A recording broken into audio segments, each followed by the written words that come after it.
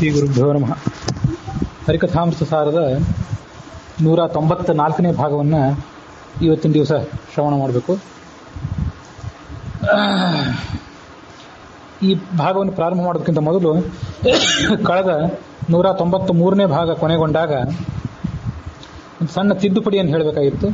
ಆ ತಿದ್ದುಪಡಿಯನ್ನು ನೋಡಿಕೊಂಡು ಆ ಬಳಿಕ ಇವತ್ತಿನ ಈ ಭಾಗವನ್ನು ನೋಡೋಣ. ಈ 29ನೇ ಅಣುತಾರತಮ್ಯ ಸಂಧಿ ಅಂತ ಏನಿದೆ ಅದರ 8ನೇ ಪದ್ಯ. ಒಟ್ಟಾರೆ ಪದ್ಯಗಳಲ್ಲಿ 874 ಪದ್ಯಗಳು ಕಳೆದ ದಿವಸ ಕೊನೆಗೊಂಡಿದ್ವು. ಆ 874ನೇ ಪದ್ಯದಲ್ಲಿ ಹೀಗೊಂದು ಮಾತಿದೆ: ದಿವೌಕಸರು ಕೇಚನ ಮುನಿಗಳಿಗೆ ಕಡಿಮೆ, ಸ್ವಾಹಾದೇವಿ ಕಧಮ ಬುಧ, ಜುನದಿಗಿಂತಲೇ ನೀಚರಣಿಪರು ಅನಭಿಮಾನಿ ದಿವೌಕಸರು. ಕೇಚನ ಮುನಿಗಳಿಗೆ ಕಡಿಮೆ, ಸ್ವಾಹಾದೇವಿಗೆ ಅಧಮ ಬುಧ ಅಂತ ಹೀಗೆ ಮಾತಿದೆ. ಈ ತತ್ವಾಭಿಮಾನಿಗಳು ಅಲ್ಲದೇ ಇದ್ದಂಥ ಕೆಲವು ದೇವತೆಗಳು, ಅನಭಿಮಾನಿಗಳು ಅಂದರೆ ತತ್ವಾಭಿಮಾನಿಗಳು ಅಲ್ಲದೇ ಇದ್ದಂಥ ಕೆಲವು ದೇವತೆಗಳು ಜುನದಿಗಿಂತ ನೀಚರು ಅಂತ ಕರೆಸ್ಕೊಂಡಿದ್ದಾರೆ. ಜುನದಿ ಅಂದರೆ ಗಂಗಾ ನದಿ, ಅವಳಿಗಿಂತ ಕಡಿಮೆ ಕಕ್ಷಾದಲ್ಲಿ ಬರ್ತಾರೆ, ಕೆಳಗಿನ ಕಕ್ಷಾದಲ್ಲಿ ಬರ್ತಾರೆ. ಕೇಚನ ಮುನಿಗಳಿಗೆ ಕಡಿಮೆ. ಈ ದೇವತೆಗಳು, ಈ ತತ್ವಾಭಿಮಾನಿಗಳು ಅಲ್ಲದೇ ಇದ್ದಂಥ ಕೆಲವು ದೇವತೆಗಳು ಏನಿದ್ದಾರಲ್ಲ, ಇವರು ಕೇಚನ ಮುನಿಗಳಿಗೆ, ಕೇಚನ ಮುನಿಗಳು ಅಂತಂದರೆ ಕೆಲವು ಮುನಿಗಳು ಅಂತ ಅರ್ಥ. ಆ ಕೆಲವು ಮುನಿಗಳಿಗೆ ಇವರು ಕಡಿಮೆ ಕೂಡ ಆಗಿದ್ದಾರೆ, ಹೀಗದಕ್ಕೆ ಅರ್ಥ. ಇವರು 21ನೇ ಕಕ್ಷಾದಲ್ಲಿದ್ದಾರೆ. 20ನೇ ಕಕ್ಷಾದಲ್ಲಿರುವಂಥ ಗಂಗಾ ನದಿಯ ಮೊದಲಾದ ದೇವತೆಗಳೇನಿದ್ದಾರೆ ಅವ್ರಿಗಿಂತ ಕೆಳಗೆ ಬರ್ತಾರೆ. ಮತ್ತು 19ನೇ ಕಕ್ಷಾದಲ್ಲಿ ಹೇಳಲ್ಪಟ್ಟಂಥ ಕೆಲವು ಋಷಿಗಳಿದ್ದಾರಲ್ಲ, ಆ ಋಷಿಗಳಿಗಿಂತ ಇವರು ಕೆಳಗಿದ್ದಾರೆ ಅಂತ ಅರ್ಥ. ನಿನ್ನೆ ಹೇಳುವಾಗ ಸ್ವಲ್ಪ ಪ್ರಮಾದದಿಂದ ಕೆಲವು ಋಷಿಗಳು ಕೂಡ ಈ ಕಕ್ಷಾದಲ್ಲಿ ಬರ್ತಾರೆ ಅಂತ ಹೇಳಿಬಿಟ್ಟೆ ನಾನು. ಅನಭಿಮಾನಿ ದಿವೌಕಸರು ಅಂದರೆ ಅನಾಖ್ಯಾತರಾದಂಥ ತತ್ವಾಭಿಮಾನಿಗಳು ಅಲ್ಲದೇ ಇದ್ದಂಥ ಕೆಲವು ದೇವತೆಗಳಿದ್ದಾರೆ. ಇದೇ ಕಕ್ಷಾದಲ್ಲಿ ಕೆಲವು ಋಷಿಗಳು ಕೂಡ ಇದ್ದಾರೆ ಅಂತ ಹೇಳಿಬಿಟ್ಟೆ. ಋಷಿಗಳು ಇಲ್ಲಿಲ್ಲ. 19ನೇ ಕಕ್ಷಾದಲ್ಲಿರುವಂಥ ಋಷಿಗಳಿಗೆ ಇವರು ಕಡಿಮೆ ಅಂತ ಈಗ ಅರ್ಥ ಅದಕ್ಕೆ. ಹಾಗಾಗಿ ಈ ಅನುವಾದದಲ್ಲಿ ಕೆಲವು ಋಷಿಗಳು ಸಹ ಕಡಿಮೆ ಅಂತಿದೆ. ಋಷಿಗಳು ಕಡಿಮೆ ಅಲ್ಲ, ಋಷಿಗಳಿಗೆ ಕಡಿಮೆ. ಆ ಅನುವಾದ ಹೇಗೆ ಭ್ರಾಂತಿ ಬರುವಂಗಿದೆ ಅಂದರೆ, ಕೆಲವು ಋಷಿಗಳು ಕೂಡ ಇದೇ ಕಕ್ಷಾದಲ್ಲಿ ಸೇರ್ತಾರೆ. ಋಷಿಗಳು ಈ ಕಕ್ಷಾದಲ್ಲಿ ಸೇರೋದಿಲ್ಲ. ಆ ಕೆಲವು ಋಷಿಗಳು ಇರೋದು 100 ಜನ ಋಷಿಗಳಿರೋದು 19ನೇ ಕಕ್ಷಾದಲ್ಲಿ, ಅವ್ರಿಗಿಂತ ಇವರು ಕಡಿಮೆ ಕೆಳಗಿನ ಕಕ್ಷಾದಲ್ಲಿದ್ದಾರೆ ಅಂತ ಈಗ ಅದಕ್ಕೆ ಅರ್ಥ ಮಾಡಬೇಕು. ಕೇಚನ ಅಂತಂದರೆ ಕೆಲವರು ಅಂತ ಅರ್ಥ. ಆ ಮುನಿಗಳಿಗೆ ಇವರು ಕಡಿಮೆ 19ನೇ ಕಕ್ಷಾದಲ್ಲಿ ಮತ್ತು ಅದಕ್ಕಿಂತಲೂ ಮೊದಲಿನ ಕಕ್ಷಾದಲ್ಲಿ ಒಟ್ಟಾರೆ ಕೆಲವರು ಅನೇಕ ಜನ ಋಷಿಗಳಿದ್ದಾರೆ. ಆ ಎಲ್ಲ ಋಷಿಗಳು ಒಟ್ಟಾರೆ ಸುಮಾರು 100 ಜನ ಋಷಿಗಳು ಅಂತ ತಿಳ್ಕೊಳ್ಬೋದು ಅವರು. ಆ 100 ಜನ ಋಷಿಗಳಿಗಿಂತ ಇವರು ಕಡಿಮೆ ಕಕ್ಷಾದಲ್ಲಿದ್ದಾರೆ. ಆ 100 ಜನ ಋಷಿಗಳು ಯಾರು ಅಂತ ಅನ್ನೋದನ್ನೆಲ್ಲ ನಾವು ಮುಂದೆ ನೋಡ್ತೇವೆ ಮುಂದಿನ ಪದ್ಯಗಳಲ್ಲಿ. ಅಂತೂ ಕೇಚನ ಮುನಿಗಳು ಅಂದರೆ 16ನೇ ಕಕ್ಷಾದಲ್ಲಿರುವಂಥ ನಾರದ ಮೊದಲಾದವರು, 14ರಲ್ಲಿರುವಂಥ ನಾರದ, 15ರಲ್ಲಿರುವಂಥ ಭೃಗುಮುನಿ, ಮತ್ತು ವಿಶ್ವಾಮಿತ್ರ, ಅಲ್ಲಿಗೆ 3 ಆಯಿತು. ನಾರದ, ಭೃಗು, ವಿಶ್ವಾಮಿತ್ರ 3 ಆಯಿತು. ಮರೀಚಿ, ಅತ್ರಿ, ಅಂಗಿರಸ್, ಪುಲಸ್ತ್ಯ, ಪುಲಹ, ಕೃತು, ವಸಿಷ್ಠ ಅಂತ 7, 10 ಆಯಿತು. ಇನ್ನು 19ನೇ ಕಕ್ಷಾದಲ್ಲಿರುವಂಥವ್ರು ಕೆಲವರಿದ್ದಾರೆ. ಸನಕ, ಸನಂದನ, ಸನಾತನ ಅಂತೇಳಿ 3 ಜನ. ಇವರಲ್ಲದೆ 7 ಜನ ಊರ್ಧ್ವರೇತಸ್ಥರಾದಂಥ ಋಷಿಗಳಿದ್ದಾರೆ. ಅಲ್ಲಿಗೆ 10 ಆಯಿತು. ಹಿಂದಿನ 10 ಈ 10 2 ಸೇರಿಸಿದರೆ 20 ಆಯಿತು. ಈ 20 ಮತ್ತೆ ಕಶ್ಯಪ ಮೊದಲಾದಂಥ 80 ಜನ ಗೃಹಸ್ಥರಾದ ಋಷಿಗಳಿದ್ದಾರೆ. ಒಟ್ಟು ಈ 100 ಜನ ಋಷಿಗಳು. ಕೇಚನ ಮುನಿಗಳು ಅಂದರೆ ಈ 100 ಜನರನ್ನು ದಾಸರು ಹೇಳ್ತಿದ್ದಾರೆ ಅಂತ ತಿಳ್ಕೊಳ್ಬೇಕು. ಅವರಿಗಿಂತ ಕಡಿಮೆಯಾಗಿದ್ದಾರೆ. ಸ್ವಾಹಾದೇವಿಗೆ ಅಧಮ ಬುಧ. ಮುಂದಿನ ಮಾತುಗಳೆಲ್ಲ ನಮಗೆ ಸ್ಪಷ್ಟ ಆಗಿದ್ದು, ಇದೊಂದನ್ನು ಮಾತ್ರ ನೋಡೋದಿತ್ತು. ಮುಂದೆ 194ನೇ ಭಾಗ ಇವತ್ತು ನಾವು ನೋಡಬೇಕಾದ್ದು. ಈ ಸಂಧಿಯ ಅಣುತಾರತಮ್ಯ ಸಂಧಿಯ 9ನೇ ಪದ್ಯ. ಒಟ್ಟಾರೆ ಪದ್ಯಗಳಲ್ಲಿ 875ನೇ ಪದ್ಯ. ಈ ಪದ್ಯವನ್ನು ಕೂಡ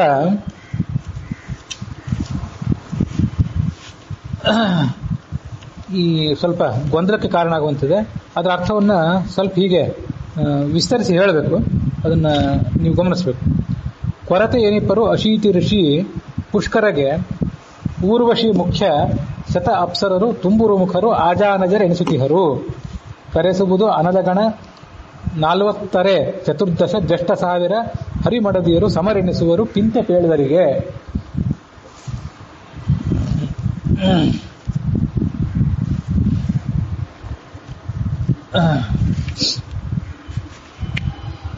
ಇಲ್ಲೂ ಕೂಡ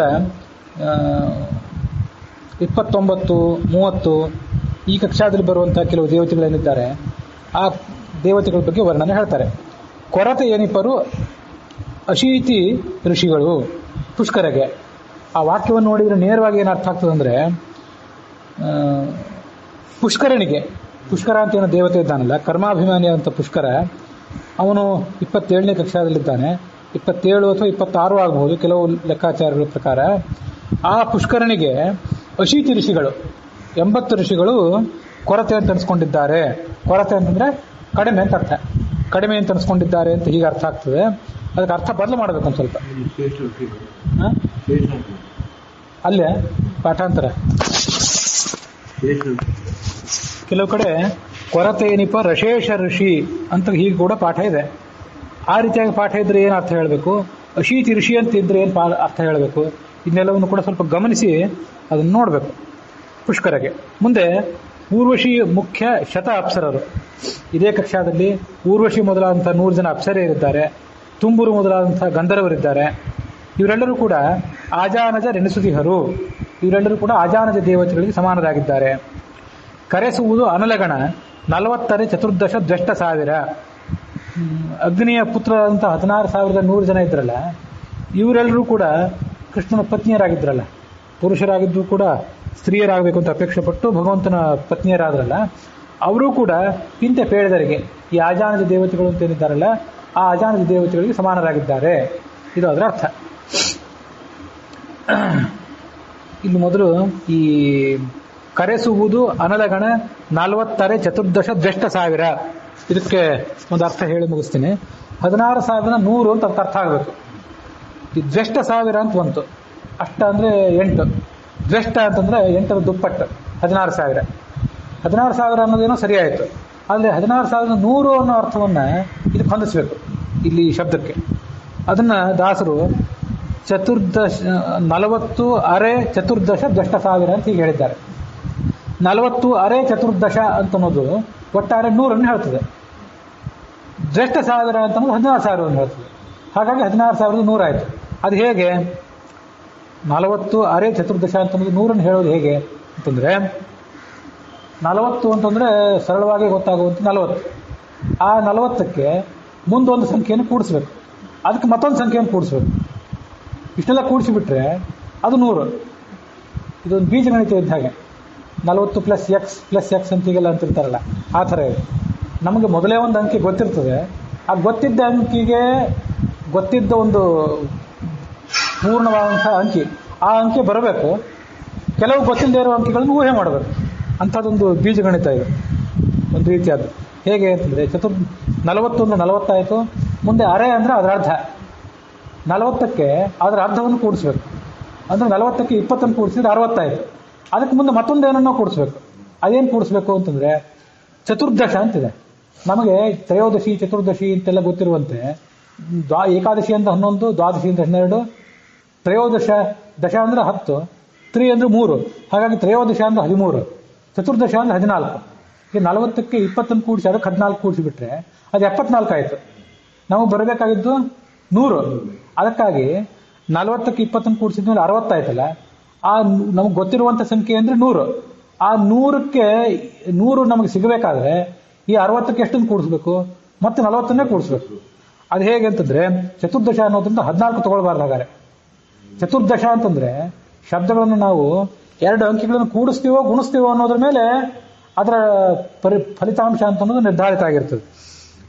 ಈಗ ಏಕಾದಶ, ದ್ವಾದಶ, ತ್ರಯೋದಶ ಇತ್ಯಾದಿ ಕಡೆಗಳಲ್ಲಿ ಏಕ ಪ್ಲಸ್ ದಶ, 1 + 10 ಅಂದ್ರೆ 11, ದ್ವಾದಶ ಅಂದ್ರೆ 2 + 10, ಹಾಗಾಗಿ 12. ಇಲ್ಲಿ ಚತುರ್ದಶ ಅಂತಂದ್ರೆ 4 + 10 ಅಲ್ಲ, 4 × 10. ಇಂಥ ಒಂದು ಅಪರೂಪ ಶಬ್ದ. ಸಾಮಾನ್ಯವಾಗಿ ಬೇರೆ ಕಡೆ ಇಂಥದ್ದು ಬಳಕೆಯಲ್ಲಿ ಇರೋದಿಲ್ಲ, ಸ್ವಲ್ಪ ಅಪ್ರಸಿದ್ಧವಾದ ಶಬ್ದನೇ. ಹಾಗಾಗಿ 40ಕ್ಕೆ ಅದರ ಅರ್ಧ 20 ಕೂಡಿಸಿ ಆ 20ಕ್ಕೆ ಮತ್ತೆ ಚತುರ್ದಶವನ್ನ ಅಂದ್ರೆ 4ರಿಂದ 10ರಿಂದ ಗುಣಿಸಿ ಅದರ ಬಂದ ಗುಣಲಬ್ಧವನ್ನು 40 ಕೂಡಿಸಿಬಿಟ್ರೆ ಅದು 100 ಆಯಿತು. ಹೀಗೆ ಒಟ್ಟು 100 ಆಯ್ತು. ಮುಂದೆ ಜಸ್ಟ್ 1000 ಅಂತ ಬಂತು, 16,000. ಈ 16,100 ಜನ ಕೃಷ್ಣನ ಪತ್ನಿಯರೇನಿದ್ರು ಇವರೆಲ್ಲ ಈ ಆಜಾನದ ದೇವತೆಗಳಿಗೆ ಸಮಾನರಾಗಿದ್ದಾರೆ. ಪಿಂತೆ ಅಂದ್ರೆ ಹಿಂದೆ ಹಿಂದೆ ಹೇಳಲ್ಪಟ್ಟವರಿಗೆ ಇವರು ಸಮಾನರಾಗಿದ್ದಾರೆ ಅಂತ ಅರ್ಥ. ಇದು ಈ 9ನೇ ಪದ್ಯದ ಉತ್ತರಾರ್ಧವನ್ನೆಲ್ಲ ಹೇಳಿದೆ. ಪೂರ್ವಾರ್ಧದಲ್ಲಿ ಒಂದು ಸ್ವಲ್ಪ ಸಮಸ್ಯೆ ಇದೆ, ಅದನ್ನ ಈಗ ಹೇಳ್ತೀನಿ, ನೀವೆಲ್ಲ ಗಮನಿಸಬೇಕು. ಕೊರತೆ ಏನಿಪ್ಪವರು ಅಶೀತಿ ಋಷಿ ಪುಷ್ಕರಗೆ. ಪುಷ್ಕರ ಅನ್ನುವಂಥ ಕರ್ಮಾಭಿಮಾನಿ ದೇವತೆಗೆ 80 ಜನ ಋಷಿಗಳು ಕಡಿಮೆ ಅಂತ ಅನ್ಸ್ಕೊಂಡಿದ್ದಾರೆ, ಕಡಿಮೆ ಕಕ್ಷಾದಲ್ಲಿದ್ದಾರೆ ಅಂತ. ಹೀಗೆ ಅನೇಕ ಕಡೆ ಅರ್ಥನೂ ಕೂಡ ಬರೆದು ಬಿಟ್ಟಿದ್ದಾರೆ ಕನ್ನಡದ ಅನುವಾದದಲ್ಲಿ. ವಸುಧಾ ಈ ಅನುವಾದ ತಪ್ಪು.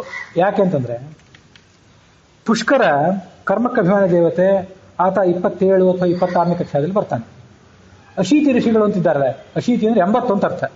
ಕೊರತೆ ಏನಿಪ್ಪ ಅಶೀತಿ ಋಷಿಗಳು. ಈ ಪಾಠ ಎರಡಿದೆ, ಅಶೀತಿ ಋಷಿ ಅಂತ ಒಂದು, ಅಶೇಷ ಋಷಿ ಅಂತ ಒಂದು. ಅಶೀತಿ ಋಷಿ ಅನ್ನೋ ಪಾಠ ಇಟ್ಕೊಂಡು ನಾವೀಗೇನು ಇಲ್ಲಿ ಅರ್ಥವನ್ನ ಹುಡುಕ್ಲಿಕ್ಕೆ ಪ್ರಯತ್ನ ಪಡಬೇಕು ಅನ್ನೋದು ಮೊದಲನೇ ಪ್ರಯತ್ನ. ಈಗ ಅಶೇಷ ಋಷಿ ಅನ್ನೋ ಪಾಠದ್ದು ಮುಂದಿನ ಪ್ರಯತ್ನ. 80 ಜನ ಋಷಿಗಳಂತ ಏನಿದ್ದಾರಲ್ಲ ಅವರು ಪುಷ್ಕರನಿಗಿಂತ ಕಡಿಮೆ ಅಲ್ಲ, ಅವರು ಪುಷ್ಕರನಿಗಿಂತ ಮೇಲಿದ್ದವರೇ. ಅವರು 19ನೇ ಕಕ್ಷಾದಲ್ಲಿ ಬಂದಿದ್ದಾರೆ. ಹಾಗಾಗಿ ಅವರು ಶ್ರೇಷ್ಠರೇ. ಯಾಕೆಂದ್ರೆ ಒಟ್ಟಾರೆ ಈ ಆಜಾನದ ದೇವತೆಗಳಿಗೆ ಸಮಾನರಾದಂತಹ ಕೆಲವು ದೇವತೆಗಳನ್ನು ಹೇಳ್ತಾರೆ. ಒಟ್ಟು 100 ಕೋಟಿ ಋಷಿಗಳು ಅಂತ. 9 ಕೋಟಿ ದೇವತೆಗಳು ಮತ್ತು 100 ಕೋಟಿ ಋಷಿಗಳು. ಇದು ಭಾಗವತ ತಾತ್ಪರ್ಯದಲ್ಲಿ ಬಂದಂತಹ ಒಂದು ಮಾತು. ಈ 100 ಕೋಟಿ ಋಷಿಗಳು ಅಂತಿದ್ದಾರಲ್ಲ, ಆ 100 ಕೋಟಿ ಋಷಿಗಳಲ್ಲಿ 99,99,99,900 ಋಷಿಗಳೆಲ್ಲ ಈ ಆಜಾನ ದೇವತೆಗಳ ಕಕ್ಷಾದಲ್ಲೇ ಬರ್ತಾರೆ. ಇನ್ನು 100 ಜನ ಮಾತ್ರ ಹಿಂದಿನ ಕಕ್ಷಾಕ್ಕೆ ಹೋಗ್ತಾರೆ. ಕೆಲವರು 19ನೇ ಕಕ್ಷಾಕ್ಕೆ, ಇನ್ನೂ ಕೆಲವರು ಮತ್ತು ಹಿಂದಿನ ಕಕ್ಷಾಗಳಿಗೆ ಅಲ್ಲೆಲ್ಲ ಹೋಗ್ತಾರೆ. ನಾನು ಈಗ ತಾನೇ ಅದನ್ನು ಹೇಳಿದೆ. ಅದು ಹೇಗೆ ಅಂದರೆ 14ನೇ ಕಕ್ಷಾದಲ್ಲಿ ನಾರದ ಬರ್ತಾನೆ, 15ರಲ್ಲಿ ಭೃಗು ಇದ್ದಾನೆ, 16ರಲ್ಲಿ ವಿಶ್ವಾಮಿತ್ರ ಇದ್ದಾನೆ. 3 ಜನ ಆಯ್ತು. ಆದರೂ ಇನ್ನು ಅದೇ ವಿಶ್ವಾಮಿತ್ರನ ಕಕ್ಷಾದಲ್ಲೇ ಮರೀಚಿ, ಅತ್ರಿ, ಅಂಗಿರಸ್, ಪುಲಸ್ತ್ಯ, ಪುಲಹ, ಕ್ರತು, ವಸಿಷ್ಠ ಅಂತ 7 ಜನ ಇದ್ದಾರೆ. ಇವರು 10 ಜನ ಆದರು. ಇನ್ನು 19ನೇ ಕಕ್ಷಾದಲ್ಲಿ ಸನಕ, ಸನಂದನ, ಸನಾತನ ಅಂತ 3 ಜನ ಇದ್ದಾರೆ. ಸನತ್ ಕುಮಾರ ಗಣನೆಗೆ ಬರೋದಿಲ್ಲ. ಯಾಕೆಂದ್ರೆ ಸನತ್ ಕುಮಾರ 8ನೇ ಕಕ್ಷಾದಲ್ಲಿದ್ದಾರೆ, ಮತ್ತೆ ಆತ ಕಾಮನ ಅವತಾರ. ಹಾಗಾಗಿ ಅವನು ಈ ಋಷಿಗಳಲ್ಲಿ ಪರಿಗಣಿತ ಆಗೋದಿಲ್ಲ. ಈಗ 13 ಆಯ್ತು. 14ರಿಂದ ಪ್ರಾರಂಭ ಮಾಡಿಕೊಂಡು 14ನೇ ಕಕ್ಷಾದಲ್ಲಿರುವಂತಹ ನಾರದನಿಂದ ಪ್ರಾರಂಭ ಮಾಡಿಕೊಂಡು 16ನೇ ಕಕ್ಷಾ ತನಕ 10 ಋಷಿಗಳು ನೋಡಿದ್ವಿ. 19ನೇ ಕಕ್ಷಾದಲ್ಲಿರುವಂತಹ 3 ಜನ ಋಷಿಗಳನ್ನು ನೋಡಿದ್ವಿ, ಸನಕ, ಸನಂದನ ಮತ್ತು ಸನಾತನ ಅಂತ. ಇದಲ್ಲದೆ 7 ಜನ ಊರ್ಧ್ವರೇತಸ್ಕ ಋಷಿಗಳು ಅಂತ ಹೇಳ್ತಾರೆ. ಅವರ ಹೆಸರುಗಳು ಎಲ್ಲೂ ಶಾಸ್ತ್ರದಲ್ಲಿ ನಮ್ಗೆ ಉಪಲಬ್ಧ ಆಗಿಲ್ಲ. ಹಾಗಾಗಿ ಹಿಂದಿನ 10, ಆಮೇಲೆ 3, ಆಮೇಲೆ 7, 20 ಆಯಿತು. ಇದಕ್ಕೆ ಕಶ್ಯಪ ಮೊದಲಾದಂಥ 80 ಜನ ಗೃಹಸ್ಥ ಋಷಿಗಳು ಅಂತ ಹೇಳ್ತಾರೆ. ಹಾಗಾಗಿ 10, 3, 7, 80 ಇದೆಲ್ಲ ಸೇರಿ 100 ಆಯಿತು. ಇಲ್ಲಿ ಕಶ್ಯಪ ಮೊದಲಾದ 80 ಜನ ಋಷಿಗಳನ್ನು ಹೇಳಿದ್ದಾರಲ್ಲ, ಆ 80 ಜನ ಋಷಿಗಳು ಪುಷ್ಕರನಿಗಿಂತ ಮೇಲೆ ಆಗ್ತಾರೆ ಹೊರತು ಪುಷ್ಕರನಿಗಿಂತ ಕಡಿಮೆ ಆಗೋದಿಲ್ಲ. ಪುಷ್ಕರ 26, 27ನೇ ಕಕ್ಷಾದಲ್ಲಿ ಬರುವಂಥವನು. ಈ 80 ಜನ ಋಷಿಗಳು 19ನೇ ಕಕ್ಷಾದಲ್ಲಿ ಬರ್ತಾರೆ. ಹಾಗಾಗಿ ಅವರನ್ನ ಪುಷ್ಕರನಿಗಿಂತ ಕಡಿಮೆ ಅಂತ ಹೇಳೋದು ಹೇಗೆ? ಎಷ್ಟೋ ಕನ್ನಡದ ಅನುವಾದಗಳಲ್ಲಿ ಹೀಗೆ ಬರ್ಕೊಂಡು ಬಿಟ್ಟಿದ್ದಾರೆ. ಇದನ್ನು ಕೇಳಿದವರು ನಿಮ್ಮ ಎದುರಿಗೆ ಇರುವಂತಹ ಕನ್ನಡದ ಅನುವಾದಗಳನ್ನ ಶೋಧನೆ ಮಾಡ್ಕೊಂಡು ಅದಕ್ಕೆ ತಕ್ಕಂತೆ ಹೊಂದಿಸ್ಕೋಬೇಕು. ಹಾಗಾಗಿ ಅರ್ಥ ಏನು ಮಾಡ್ಬೇಕು? ಹಾಗಾದ್ರೆ ದಾಸವಂತೂ ಹೇಳಿ ಆಯ್ತು ಈ ಥರ ಹರಿಕಥಾಮೃತಸಾರದಲ್ಲಿ. ಅದಕ್ಕೆ ಅರ್ಥ ಏನು ಮಾಡಬೇಕು ಅಂತಂದ್ರೆ ಸ್ವಲ್ಪ ಅದಕ್ಕೆ ಈ ಕೊರತೆ ಅನ್ನೋ ಶಬ್ದವನ್ನೇ 2 ಬಾರಿ ಇಟ್ಕೊಂಡು, ಆ 2 ಬಾರಿ ಇಟ್ಕೊಂಡಂತಹ ಕೊರತೆ ಅನ್ನೋ ಶಬ್ದಕ್ಕೆ ಒಂದ್ಸರಿ ಒಂದರ್ಥ, ಮತ್ತೊಂದು ಬಾರಿ ಮತ್ತೊಂದು ಅರ್ಥ, ಹೀಗೆ ಮಾಡ್ಕೊಂಡು ಅದಕ್ಕೆ ಅರ್ಥ ಹೇಳಬೇಕು. ಇದನ್ನ ಪಂಚರತ್ನ ಪ್ರಕಾಶಿಕದಲ್ಲಿ ಹೇಳ್ತಾರೆ. ಅದಕ್ಕೆ ತಕ್ಕಂತೆ ನಾವು ಕೂಡ ಇಲ್ಲಿ ತಿಳ್ಕೊಳ್ಬೇಕು. ಅದು ಹೇಗೆ?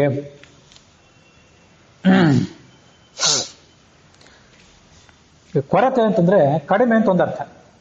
ನಿಮ್ಗಿಂತ ನಾವು ಕೊರತೆಯವರು ಅಂತಂದ್ರೆ ನಿಮ್ಗಿಂತ ನಾವು ಕಡಿಮೆಯವರು ಅಂತ ಅರ್ಥ. ಇನ್ನೊಂದು, ನಮಗೆ ಒಂದು 1000 ರೂಪಾಯಿ ಬೇಕಾಗಿತ್ತು, ಅದರಲ್ಲಿ ಈಗ 100 ರೂಪಾಯಿ ಕೊರತೆ ಇದೆ ಅಂತ ಅರ್ಥ. ಕೊರತೆ ಅಂತಂದ್ರೆ ಅಲ್ಲಿ 100 ರೂಪಾಯಿ ಖರ್ಚು ಮಾಡಿದ್ವಿ, ಖರ್ಚು ಮಾಡಿದಾಗ ಆ 100 ರೂಪಾಯಿ ವಜಾ ಆಯಿತು, ಇನ್ನು ಬರೀ 900 ರೂಪಾಯಿ ಉಳಿತು. ಹಾಗಾಗಿ ಕೊರತೆ ಅನ್ನೋ ಶಬ್ದಕ್ಕೆ ಒಂದು ಮೈನಸ್ ಅಂತ ಅರ್ಥ, ವಜಾ ಅಂತ ಅರ್ಥ. ಇನ್ನೊಂದು ಕೊರತೆ ಅನ್ನೋ ಶಬ್ದಕ್ಕೆ ಕಡಿಮೆ ಅಂತ ಅರ್ಥ, ಇನ್ಫೀರಿಯರ್ ಅಂತ ಅರ್ಥ. ಈಗ ಕೊರತೆ ಅನ್ನೋದಕ್ಕೆ ಮೊದಲನೇದಾಗಿ ವಜಾ ಅಥವಾ ಮೈನಸ್ ಅಂತ ಅರ್ಥ ಇಟ್ಕೊಳ್ಬೇಕು. ಯಾವುದರಲ್ಲಿ ವಜಾ? ಕಳಿಬೇಕು ಅಂದ್ರೆ ಎಲ್ಲೋ ಒಂದ್ರಲ್ಲಿ ಕಳಿಬೇಕಲ್ಲ, ಸುಮ್ಮನೆ ಶೂನ್ಯದಲ್ಲಿ ಏನನ್ನು ಕಳೆದ್ರು ಏನು ಉಪಯೋಗ ಇಲ್ಲಲ್ಲ. ಯಾವುದ್ರಲ್ಲಿ ಕಳಿಬೇಕಂದ್ರೆ 100 ಕೋಟಿ ಋಷಿಗಳು ಅಂತಿದ್ದಾರಲ್ಲ, ಆ 100 ಕೋಟಿ ಋಷಿಗಳಲ್ಲಿ ವಜಾ ಮಾಡಬೇಕು.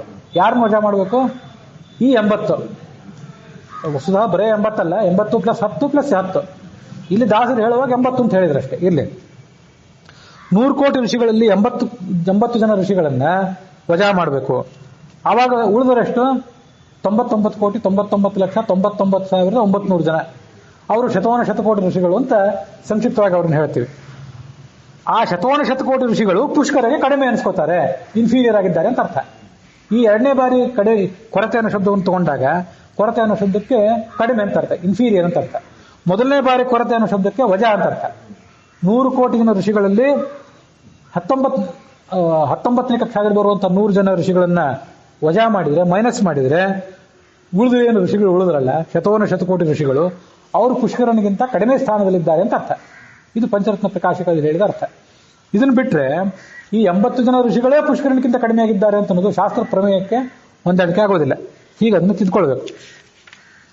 ಕೊರತೆ ಏನಿಪ್ಪರು ಅಶೀತಿ ಋಷಿ ಪುಷ್ಕರಗೆ, ಇಲ್ಲಿಗ ಅರ್ಥ ಸರಿ ಆಯ್ತು. ಈಗ ಒಂದೊಂದು ಬಾರಿ ನಮಗೆ ಹೀಗೆ ಪ್ರಶ್ನೆ ಬರ್ತದೆ, ಅಶೀತಿ ಋಷಿ ಅಂತ ಯಾಕೆ ಹೇಳಿದ್ರು ದಾಸರು? 100 ಜನ ಋಷಿಗಳಂತ ಹೇಳ್ಬಿಡ್ಬೋದಿತ್ತಲ್ಲ, 100 ಅಂತ ಹೇಳ್ಬೋದಿತ್ತು, ಇಲ್ಲೇ ಇದ್ರೆ 90 ಅಂತ ಹೇಳ್ಬೋದಿತ್ತು. ಯಾಕಂದ್ರೆ 80 ಜನ ಗೃಹಸ್ಥರಾದ ಋಷಿಗಳು, ಅವರಿಗೆ 10 ಜನರನ್ನ 19ನೇ ಕಕ್ಷಾದಲ್ಲಿದ್ದವರನ್ನೇ ಕೂಡಿಸ್ಬೇಕು. ಸನಕ, ಸನಂದನ, ಸನಾತನ ಮತ್ತು 7 ಜನ ಊರ್ಧ್ವರೇತಸ್ಕರಾದವರು 90 ಆದರು. ಇನ್ನು 10 ಜನ ಋಷಿಗಳು ಮೇಲಿನ ಕಕ್ಷಾದಲ್ಲಿದ್ದಾರೆ, 16, 15, 14 ಇತ್ಯಾದಿ ಕಡೆಗಳಲ್ಲಿ. 80 ಅಂತ ಹೇಳೋದು ಅಷ್ಟು ಸರಿಯಾಗೋದಿಲ್ಲಲ್ಲ, 90 ಅಂತ ಹೇಳಬೇಕಾಗಿತ್ತು. 19ನೇ ಕಕ್ಷಾದಲ್ಲಿ ಬರೋರು ಎಲ್ಲರನ್ನೂ ಪರಿಗಣನೆ ಮಾಡಿಕೊಂಡು, ಅಥವಾ 100 ಅಂತ ಹೇಳಬೇಕಾಗಿತ್ತು. 80 ಅಂತ ಯಾಕೆ ಹೇಳಿದ್ರು ದಾಸರು ಅಂತ ಒಂದು ಪ್ರಶ್ನೆ. ಅದಕ್ಕೆ ದಾಸರ ಉದ್ದೇಶ ಏನು ಅಂದ್ರೆ 80 ಜನ ಗೃಹಸ್ಥರಾದ ಋಷಿಗಳನ್ನ ಪ್ರತ್ಯೇಕವಾಗಿ ಹೇಳೋದು, 10 ಜನ ಊರ್ಧ್ವರೇತಸ್ಕರಾದ ಋಷಿಗಳನ್ನು ಪ್ರತ್ಯೇಕವಾಗಿ ಹೇಳೋದು, ಇನ್ನು 10 ಜನರನ್ನು ಪ್ರತ್ಯೇಕವಾಗಿ ಹೇಳೋದು. 100 ಜನ ಎಲ್ಲರೂ ಋಷಿಗಳೇ ಆದರೂ ಕೂಡ ಅವರಲ್ಲಿ ಗುಂಪು ಬೇರೆ ಬೇರೆ ಅಂತ ಹೇಳುವುದು ದಾಸರ ಉದ್ದೇಶ. ಕೆಲವು ಸರಿ ದಾಸರು ಆ ಥರ ಹೇಳ್ತಾರೆ, ಕೆಲವೊಮ್ಮೆ ಈ ಥರ ಹೇಳ್ತಾರೆ. ಇದಕ್ಕೆ ಉದಾಹರಣೆಗಳು ದಾಸರೇ ಇದೇ ಹರಿಕಥಾಮೃತಸಾರದಲ್ಲಿ ಹಿಂದೊಂದು ಕಡೆ ಹೇಳ್ತಾರೆ, ಅದನ್ನು ನೋಡ್ಕೊಳ್ಬೇಕು. ಈಗ ನಾವು ನೋಡ್ತಾ ಇರೋ ಪದ್ಯ ಇದು 875ನೇ ಪದ್ಯ. ಇದಕ್ಕಿಂತ ಮುಂಚೆ 592 ಮತ್ತು 593ನೇ ಪದ್ಯಗಳನ್ನು ನೋಡ್ಬೇಕು. ಹಾಗೆ ನೋಡಿಬಿಟ್ರೆ ದಾಸರು ಯಾವಾಗ ಏನನ್ನ ಹೇಳ್ತಾರೆ ಮತ್ತು ದಾಸರಿಗೆ ಏನನ್ನ ಇಟ್ಕೊಳ್ಬೇಕು ಅಂತ ಅಭಿಪ್ರಾಯ ಇರ್ತದೆ. ದಾಸರ ಸಮಗ್ರ ಸಾಹಿತ್ಯವನ್ನು ಓದೋರಿಗೆ ಏನನ್ನು ಓದಬೇಕು ಅಂತ ಅಭಿಪ್ರಾಯ ಇರ್ತದೆ ಅನ್ನೋದು ಗೊತ್ತಾಗ್ತದೆ. ಅದು ಹೇಗೆ ಅಂತಂದ್ರೆ, ಅದು ಆರೋಹಣ ತಾರತಮ್ಯ ಸಂಧಿ 20ನೇ ಸಂಧಿ ಪ್ರಭಂಜನಾಚಾರ್ಯ ಪುಸ್ತಕದಲ್ಲಿ. ಅಲ್ಲಿ 593ನೇ ಪದ್ಯ ಒಂದು ನೋಡಿದರೆ ಅಲ್ಲಿ 90 ಜನ ಋಷಿಗಳನ್ನ ಹೇಳ್ತಾರೆ ದಾಸರು. ಇದೇ ತಾರತಮ್ಯವನ್ನು ಹೇಳೋದೇ ಪ್ರಸಂಗ. ಅಲ್ಲಿ 90 ಜನರನ್ನು ಹೇಳ್ತಾರೆ, ಇಲ್ಲಿ 80 ಹೇಳ್ತಾರೆ. ಅಂದ್ರೆ ಇಲ್ಲಿ 80 ಹೇಳುವಾಗ ಆ 10 ಕೂಡ ಅವರು ಮನಸ್ಸಲ್ಲಿ ಇಟ್ಕೊಂಡಿದ್ದಾರೆ, ಇಲ್ಲಿ ಹೇಳಿಲ್ಲ ಅಷ್ಟೇ. ಹೇಗೆ ಅಂದ್ರೆ,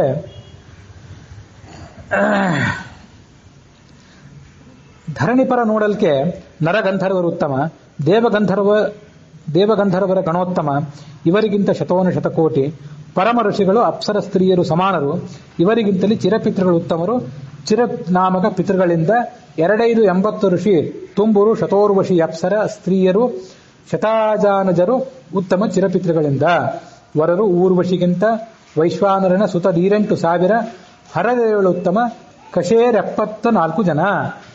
ನಾನು ಆ ಆರೋಹಣ ತಾರತಮ್ಯ ಸಂಧಿಯ 2ನೇ ಪದ್ಯ ಮತ್ತು 3ನೇ ಪದ್ಯ ಎರಡನ್ನೂ ಕೂಡ ಓದಿದೆ. ಈಗ ಮನುಷ್ಯೋತ್ತಮರು ಮೊದಲು ಬಂದರು, ಮನುಷ್ಯೋತ್ತಮರಾದ್ಮೇಲೆ ರಾಜರಿದ್ದಾರೆ. ಆ ರಾಜರಿಗಿಂತ ನರಗಂಧರ್ವರು ಅಂದ್ರೆ ಮನುಷ್ಯ ಗಂಧರ್ವರು ಉತ್ತಮರು, ಅವ್ರಿಗಿಂತ ದೇವಗಂಧರ್ವರು ಉತ್ತಮರು, ಅವ್ರಿಗಿಂತ 100 ಜನರನ್ನ ಮೈನಸ್ ಮಾಡಿದಂಥ 100 ಕೋಟಿ ಜನ ಋಷಿಗಳು, 99 ಕೋಟಿ ಪ್ಲಸ್ ಋಷಿಗಳು ಅವರು ಉತ್ತಮರು. ಅವರಿಗೆ ಅಪ್ಸರ ಸ್ತ್ರೀಯರು ಸಮಾನರಾಗಿದ್ದಾರೆ. ಅವರಿಗಿಂತ ಚಿರಪಿತೃಗಳು ಉತ್ತಮರಾಗಿದ್ದಾರೆ. ಆ ಚಿರಪಿತೃಗಳಿಗಿಂತ ಮುಂದಿನ ಪದ್ಯದಲ್ಲಿ, ಈಗ ನಾವು 593ನೇ ಪದ್ಯದಲ್ಲಿ ನೋಡುವಂತಹ ವಿಷಯವನ್ನ ಈಗ ಹೇಳ್ತಾರೆ. 280 ಋಷಿ. ಈಗ ನಾವು ನೋಡ್ತಿರೋ ಪದ್ಯ, ಈ ಅಣುತಾರತಮ್ಯ ಸಂಧಿಯಲ್ಲಿ ಅಶೀತಿ ಋಷಿ ಅಂದ್ರೆ 80 ಋಷಿ ಅಂತ ಹೇಳಿದ್ರಲ್ಲ, ಅಲ್ಲಿ 280 ಋಷಿ ಅಂತ ಹೇಳಿದ್ರು. ಅಂದ್ರೆ 90 ಸೂಚನೆ ಮಾಡ್ತಾರೆ. 80 ಅಂದ್ರೆ 80, 25 ಅಂದ್ರೆ 2ನ್ನ 5ರಿಂದ ಗುಣಿಸಿಬಿಟ್ರೆ ಅದು 10 ಆಯ್ತು. ಆ 10ನ್ನ 80ಕ್ಕೆ ಸೇರಿಸ್ಬಿಟ್ರೆ 90 ಆಯ್ತು. ಅಲ್ಲಿ 90 ಜನ ಋಷಿಗಳು ಅಂತ ಹೇಳ್ತಾರೆ, ಇಲ್ಲಿ 80 ಅಂತ ಹೇಳ್ತಾರೆ. 280 ಋಷಿ ತುಂಬೂರು, ಶತೋರ್ವಶಿ ಅಪ್ಸರ ಸ್ತ್ರೀಯರು. ತುಂಬೂರು ಮೊದಲಾದ ಗಂಧರ್ವರು, ಊರ್ವಶಿ ಮೊದಲಾದಂತಹ ಅಪ್ಸರ ಸ್ತ್ರೀಯರು, ಇವರೆಲ್ಲರೂ ಕೂಡ ಆ ಅಜಾನದ ದೇವತೆಗಳಿಗೆ ಸಮಾನರಾಗಿದ್ದಾರೆ, ಚಿರಪಿತೃಗಳಿಗಿಂತ ಉತ್ತಮರಾಗಿದ್ದಾರೆ, ಅದರ್ಥ. ಹಾಗಾದ್ರೆ ದಾಸರು ಆ 593ನೇ ಪದ್ಯದಲ್ಲಿ 90 ಸಂಖ್ಯೆ ಹೇಳಿದ್ರು, ಇಲ್ಲಿ 80 ಅಂತ ಹೇಳಿದ್ರು. ಇಲ್ಲಿ 90 ಅಂತ ಹೇಳ್ಬೋದಿತ್ತು, ಅಥವಾ ಅಲ್ಲೇ 80 ಅಂತ ಹೇಳ್ಬೋದಿತ್ತು. ಮತ್ತೆ ಆ 80 ಮಾತ್ರ ಹೇಳೋದನ್ನ ಬಿಟ್ಟು 25 + 80 ಈ ಥರ ಹೇಳೋದ್ರ ಉದ್ದೇಶ ಏನು? ಎಷ್ಟು ಜನ ಬಂದಿದ್ರು ಅಂದರೆ ಒಂದು 100 ಜನ ಬಂದಿದ್ರು ಆ ಕಾರ್ಯಕ್ರಮಕ್ಕೆ ಅಂತ ಹೇಳೋ ಬದಲು 80 ಜನ ಬಂದಿದ್ರು, ಮತ್ತೊಂದು 20 ಜನನೂ ಬಂದಿದ್ರು ಅಂತ ಹೇಳಿದ್ರೆ ಆ 80ಕ್ಕಿಂತ 20ಕ್ಕೆ ಏನೋ ವೈಶಿಷ್ಟ್ಯ ಇದೆ ಅಂತ ಗೊತ್ತಾಗ್ತದೆ. ಇದು ಉದ್ದೇಶ ಎಲ್ಲ ಕಡೆ ಹೇಳೋದು. 25 80 ಅಂತ ದಾಸರು 593ನೇ ಪದ್ಯದಲ್ಲಿ ಯಾಕೆ ಹೇಳಿದ್ರು ಅಂದ್ರೆ 80 ಜನ ಗೃಹಸ್ಥರಾದರ್ಶಿಗಳು, ಆ 25 ಅಂತ ಏನೋದಿಲ್ಲ ಅವರು ಊರ್ಧ್ವರೇತಸ್ಕರಾದರ್ಶಿಗಳು, ಅದಕ್ಕಾಗಿ ಅವ್ರನ್ನ ಪ್ರತ್ಯೇಕವಾಗಿ ಪರಿಗಣನೆ ಮಾಡಿದರು. ಈ ಪದ್ಯದಲ್ಲಿ ಹೇಳುವಾಗ ಗೃಹಸ್ಥರನ್ನು ಮಾತ್ರ ಪರಿಗಣನೆ ಮಾಡಿದರು. ಯಾಕೆಂದ್ರೆ ದಾಸರು ಆ ಗೃಹಸ್ಥ ಋಷಿಗಳನ್ನು ಪ್ರತ್ಯೇಕವಾಗಿ ತೋರಿಸುವ ಉದ್ದೇಶವನ್ನು ಇಟ್ಕೊಂಡಿದ್ದಾರೆ. ಹಾಗಾಗಿ ಇಲ್ಲಿ ಈ 80 ಅಂತ ಹೇಳಿದ್ದು ಅಲ್ಲಿ 90 ಅಂತ ಹೇಳಿದ್ದು ಪರಸ್ಪರ ವಿರುದ್ಧ ಏನಲ್ಲ. ದಾಸರ ಅಭಿಪ್ರಾಯವನ್ನು ಹೀಗೆ ತಿಳ್ಕೊಳ್ಬೇಕು. ಇನ್ನ ಈ ಕೊರತೆ ಏನಿಪ್ಪ ರಶೇಷ ಅಂತ ಋಷಿ ಅಂತಿದೆಯಲ್ಲ, ಹಾಗೆ ಹೇಳಿಬಿಟ್ರೆ ಯಾವ ಸಮಸ್ಯೆನೂ ಇಲ್ಲ ಅಂತ ಕಾಣಿಸ್ತದೆ. ನಾವು ಹಿಂದೆ ಹೇಳಿದ ಕೊರತೆ ಅನ್ನೋ ಶಬ್ದಕ್ಕೆ ಒಂದು ಮೈನಸ್ ಅಂತ ಅರ್ಥ, ಆಮೇಲೆ ಒಂದು ಕೊರತೆ ಅನ್ನೋದನ್ನೇ ಮತ್ತೊಂದು ಬಾರಿ ಇಟ್ಕೊಂಡು ಅದಕ್ಕೆ ಕಡಿಮೆ ಅಂತ ಅರ್ಥ. ಇಷ್ಟೆಲ್ಲ ನಾವು ಅದಕ್ಕೆ ಸರ್ಕಸ್ ಮಾಡಿ ಅರ್ಥ ಹೇಳಬೇಕಾಯ್ತಲ್ಲ. ಅಶೇಷ ಋಷಿ ಅಂತ ಅರ್ಥ ಇದ್ಬಿಟ್ರೆ ಯಾವ ಸಮಸ್ಯೆನೇ ಬರೋದಿಲ್ಲ. ಯಾಕೆಂದ್ರೆ ಪುಷ್ಕರಗೆ ಅಶೇಷ ಋಷಿಗಳು ಕಡಿಮೆ ಆಗಿದ್ದಾರೆ. ಅಶೇಷ ಋಷಿಗಳು ಅಂದ್ರೆ 99,99,99,99,900 ಜನ ಋಷಿಗಳು ಅಂತ ಅರ್ಥ. ಆ 100 ಜನರು ಹಿಂದಿಂದ ಅವ್ರು ಪರಿಗಣನೆ ಮಾಡಲಿಲ್ಲ.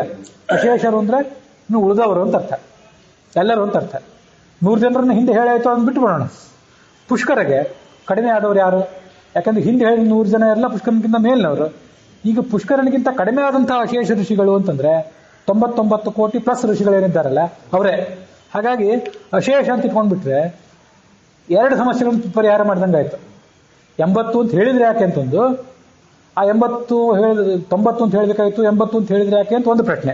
ಇನ್ನೊಂದು ಪುಷ್ಕರನಿಗಿಂತ ಅವ್ರನ್ನ ಕಡಿಮೆ ಅಂತ ಹೇಳಿದ್ರೆ ಹೇಗೆ ಅಂತ ಒಂದು ಪ್ರಶ್ನೆ. ಈ ಎಲ್ಲಾ ಪ್ರಶ್ನೆಗಳಿಗೆ ಅಶೇಷನ ಪಾಠಾಂತರ ಬಹಳ ಉತ್ತಮ.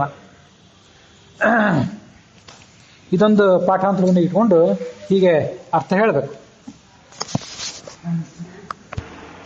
ಕರೆಸುವುದು ಅನಲಗಣ 40 ಚತುರ್ದಶ ಜ್ಯೇಷ್ಠ ಸಾವಿರ ಹರಿಮಡದಿಯರು ಸಮರೆನಿಸುವರು ಪಿಂತೆ ಪೇಳದರಿಗೆ.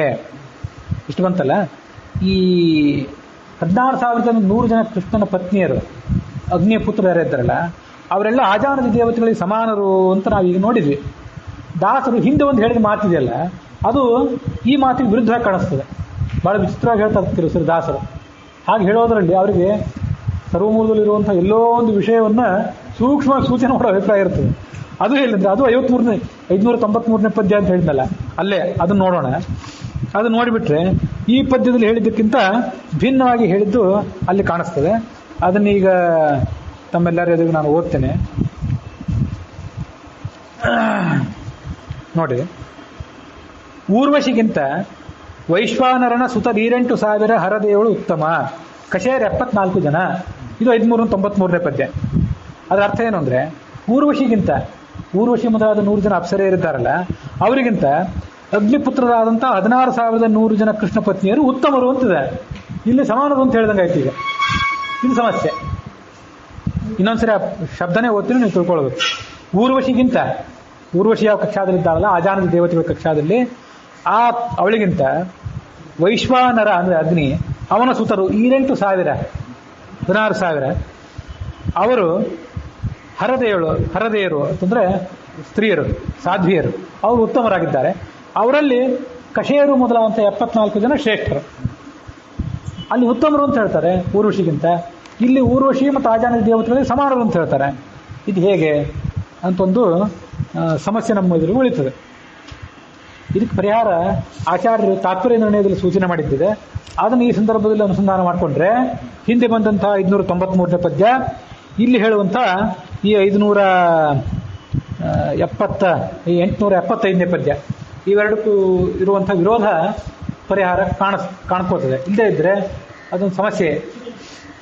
ತತ್ರ ಪಶ್ಯತ್ ಕನ್ಯಕಾ ಭೂಮಿಪಾನಾಂ ಭೌಮಾನೀತಾ ಸಮರೇತಾನ್ ವಿಜಿತ್ಯ ಜ್ಯಷ್ಟೌ ಸಹಸ್ರಾಣಿ ಶತಂ ಚ ರೂಪ ಶೀಲೋದಾರ ಅಕ್ಷತಾ ಸದ್ವತಸ್ಥಾಃ ಕಾಶ್ಚಿತ್ ತತ್ರಾಸನ್ ದೇವಗಂಧರ್ವ ಕನ್ಯಾಃ ತಾಸಾಂ ಪ್ರಧಾನ ತ್ವಷ್ಟು ಪುತ್ರಿ ಕಶೇರುಃ ಆಜಾನದೇವೈ ಸರ್ವಗುಣೈ ಸಮಸ್ತಾಃ ಸ್ವಭಾವತಃ ಇಂದಿರಾವೇಶತಃ ಅತಃ ಗುಣಾಧಿಕಾಃ.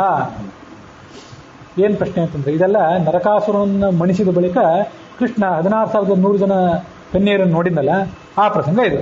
ಅವರೆಲ್ಲ ಭೌಮಾನಿತ, ಭೂಮಿಯ ಪುತ್ರನಾದಂತಹ ನರಕಾಸುರ ಎಳ್ಕೊಂಡು ಇಟ್ಟಿದ್ದ ಜಷ್ಟೌ ಸಹಸ್ರಾಣಿ ಶತಂ, ಜಷ್ಟೌ ಸಹಸ್ರ 16,000, ಶತಂ ಚ 100 ಜನ ಋಷಿಗಳು ಕೂಡ ಇವರೆಲ್ಲ ವ್ರತ ಮಾಡಿಕೊಂಡು ಕೃಷ್ಣನನ್ನೇ ಒರೆಸ್ಲಿಕ್ಕಾಗಿ ಕಾದಿದ್ರು.